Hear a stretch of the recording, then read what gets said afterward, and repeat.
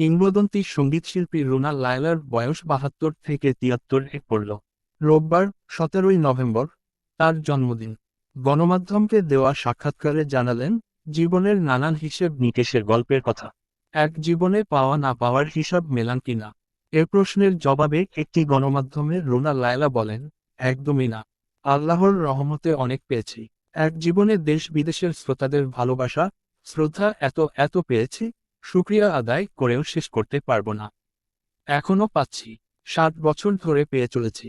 শ্রোতাদের বাইরে আমার অঙ্গনের অগ্রজ, অনুজ এবং সমসাময়িক সবার স্নেহ, সম্মান, ভালোবাসা তো অতুলনীয়। সুযোগ পেলে জীবনের কোন ভুলটি মুছে ফেলতে চান? জবাবে রুনা লায়লা বলেন, একসময় যেগুলো মনে করতাম ভুল হয়েছে, সেগুলোতে কিছু বোনাসও পেয়েছি। আমার ব্যক্তিগত জীবনে এমনটা ঘটেছে। সেখানে কিন্তু আমি অনেক কিছু অর্জনও করেছি। তাই অতীতের ওসব নিয়ে চিন্তাও করি না। অতীত অতীতেই থাকুক। আমি সুখে আছি, শান্তিতে আছি, আলহামদুলিল্লাহ। বিজ্ঞাপন। ১৯৫২ সালের ১৭ই নভেম্বর সিলেট জেলায় জন্মগ্রহণ করেন রুনা লায়লা। বাবার নাম সৈয়দ মোহাম্মদ ইমদাদ আলী ও মা আমিনা লায়লা। বাবার চাকরির সূত্রে রুনা লায়লার শৈশব এবং কৈশোরের কিছু সময় তৎকালীন পশ্চিম পাকিস্তানের কেটেছে। মাত্র ৬ বছর বয়সে রুনা লায়লা প্রথম মঞ্চে গান পরিবেশন করেন। তার প্রথম গান প্রকাশিত হয় ১৯৬৪ সালে। অল্প বয়স থেকে স্টেজে সঙ্গীত পরিবেশনের পাশাপাশি করাচি রেডিওতে গান গেয়ে পরিচিতি লাভ করেন তিনি। ১৯৬৭ সালে পাকিস্তানি চলচ্চিত্রে দায়ারে দায়ারে দায়া গানটি গেয়ে ব্যাপক প্রশংসা পান রুনা লায়লা। ১৯৭১ সালে স্বাধীনতার পর নিজের সিদ্ধান্তে পাকিস্তান থেকে বাংলাদেশ চলে আসেন রুনা লায়লা।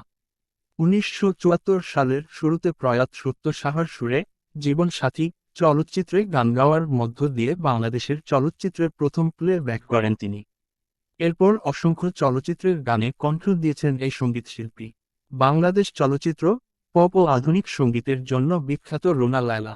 বাংলাদেশের বাইরে গজল গায়িকা হিসেবেও তার সুনাম আছে। ১৯৭৪ সালে ইন্ডিয়ান কাউন্সিল ফর কালচারাল রিলেশনশিপসের ICCR আমন্ত্রণে ভারত সফর করেন রুনা। এর মধ্যে ঢাকা বিশ্ববিদ্যালয় থেকে স্নাতক পাশ করেন। কল্যাণজি আনন্দজির সুরে হিন্দি ছবি এক সে বারকার এক এর টাইটেল সঙ্গে প্লেব্যাক ছিল তার প্রথম হিন্দি গান। এছাড়া দমাদম মাস্ত কালান্দার এর কথা সবারই জানা, যার জন্য ভারতে তার নাম হয়েছিল দামদাম গার্ল। তার গাওয়া অন্যান্য হিন্দি গানের মধ্যে আছে দে দে পেয়ার দে, হাও শুনলো, মেরা বাবু ছেল ছাবিলা ইত্যাদি। সুরকার নিসার বাজমির 10টি করে 3 দিনে মোট 30টি গান রেকর্ডের পর রুনা লায়লা নাম লেখান Guinness book of world রেকর্ডসে।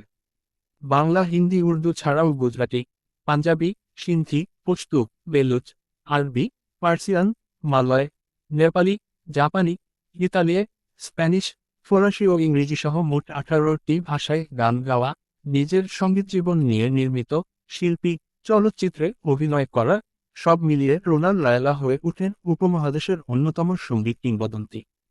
Bangladesh 7বার জাতীয় চলচ্চিত্র পুরস্কার, স্বাধীনতা দিবস পুরস্কার, ভারতের সাইগল পুরস্কার, পাকিস্তানের 2বার নিগার পুরস্কার, 2বার গ্র্যাজুয়েট পুরস্কার, সমালোচক পুরস্কার ও জাতীয় সঙ্গীত পরিষদ স্বর্ণপদক সহ দেশ বিদেশের নানা পুরস্কার অর্জন করেছেন রুনা লায়লা।